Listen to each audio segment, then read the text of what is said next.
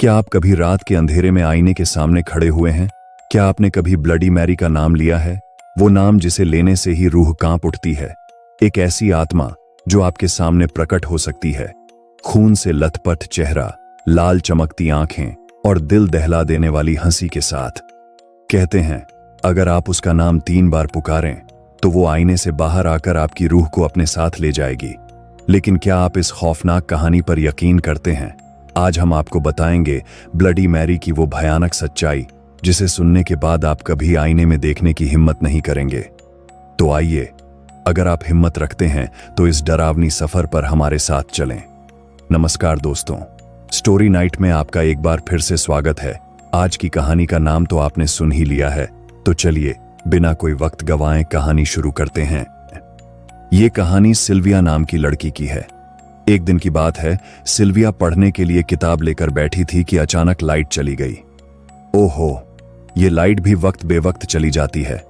उसने ड्रॉयर में हाथ डाला और मोमबत्ती जलाई और किताब दोबारा हाथ में ली। कहानी का नाम लिखा था ब्लडी मैरी। लगता है कोई डरावनी कहानी है, सिल्विया सोचने लगी। उसकी उत्सुकता बढ़ गई। मोमबत्ती की रोशनी में स्टडी टेबल पर बैठी सिल्विया कहानी में डूब गई। मैरी स्पेन के एक धनिक अधिकारी की खूबसूरत बेटी थी, लेकिन जितनी खूबसूरत उतनी ही संवेदनशील।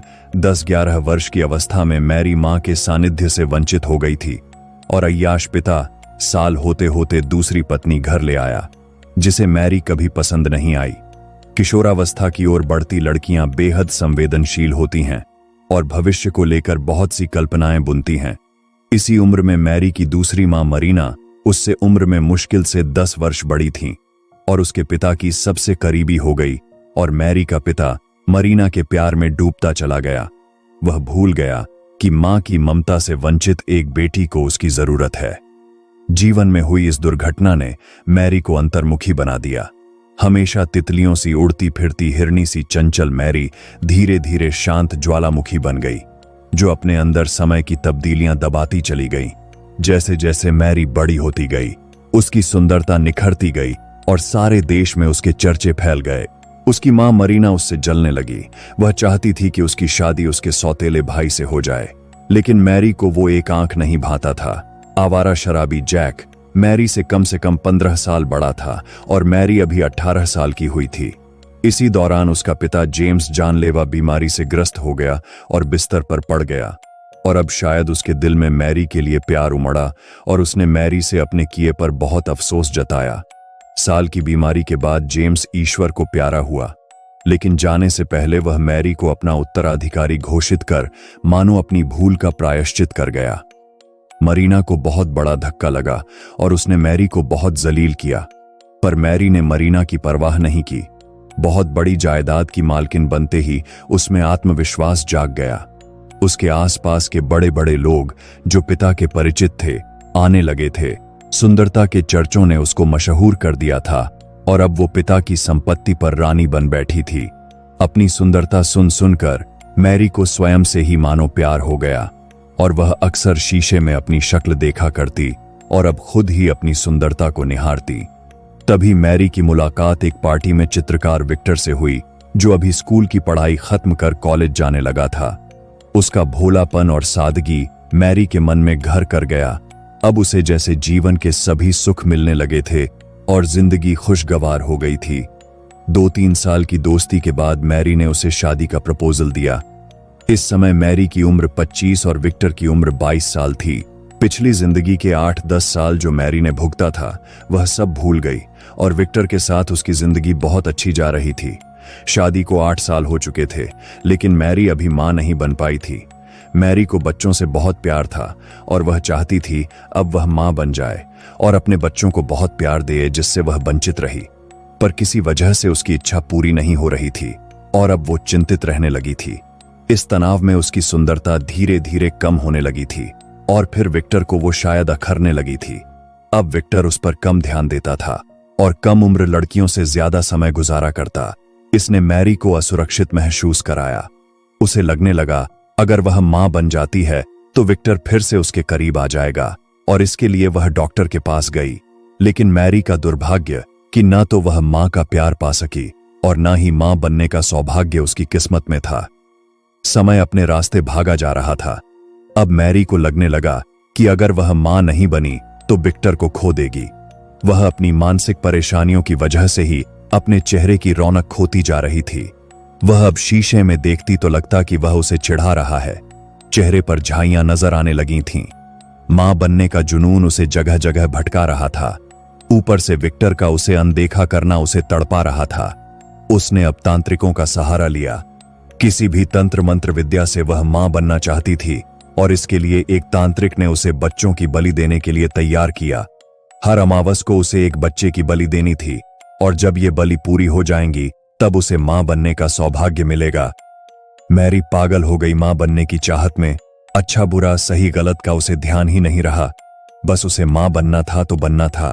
अब वह इस तलाश में रहती कि कोई बच्चा उसकी नजर में आ जाए और मौका मिलते ही वह किसी बच्चे को गायब कर अपने घर में नजरबंद कर लेती और अमावस पर तांत्रिक क्रिया के बाद बलि दे दी जाती। इसके बाद उसके रक्त से मैरी अपना चेहरा धोती।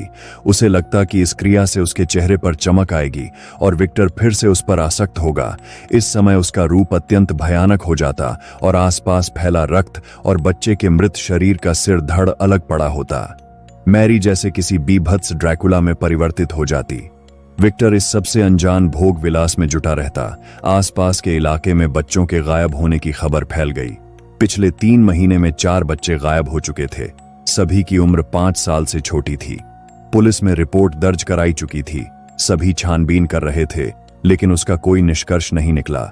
लेकिन एक दिन किसी व्यक्ति ने मैरी को किसी बच्चे के साथ देख लिया और लोगों को शक हो गया कि हो ना हो मैरी ही बच्चों को चुराती है। लेकिन क्योंकि कोई प्रमाण नहीं था तो कोई सीधा उसके ऊपर उंगली नहीं उठा सकता था। मैरी जब भी बलि देती तो वो सारी रात गायब रहती।